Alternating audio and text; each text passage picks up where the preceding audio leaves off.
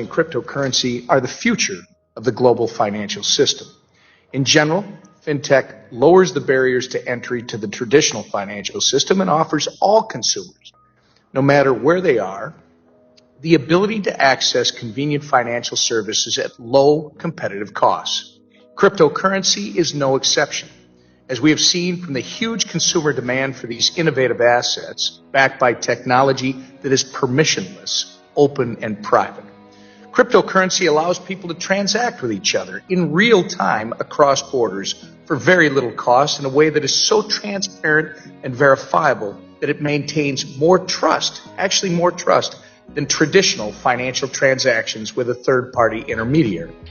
Most importantly, cryptocurrency and blockchain technology unlock access to opportunity. The open source nature of these technologies offer millions of Americans the opportunity to study the underlying code, develop blockchain projects, and launch their own businesses, all without having to ask anyone for permission. That's an incredible opportunity. Over the last few years, I've been fortunate to meet with many great crypto and blockchain innovators. The common refrain during our discussions is that they so badly want to develop their new crypto and blockchain ideas right here in the United States, but they don't because of continuing uncertainty with federal regulation and, perhaps more importantly, the lack of enforcement of existing laws and regulation.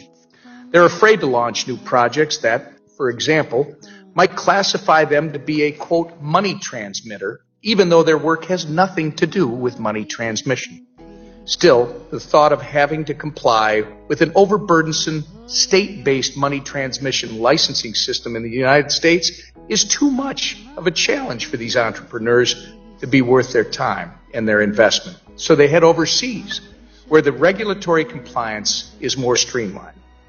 I've also been told by two co-founders of a company who are in the midst of developing a new blockchain network that they wanted to hire American developers. But because there isn't a streamlined process at the SEC to determine what is a security, they couldn't pay American developers with their token.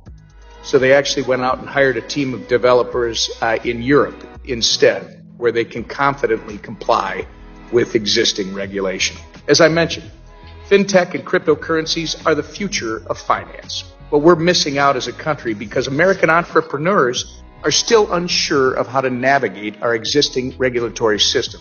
This means high-tech jobs are going overseas and capital formation opportunities for everyday Americans are being missed. All part of the chilling effect that comes when we do not answer the questions that industry leaders and consumers are begging for.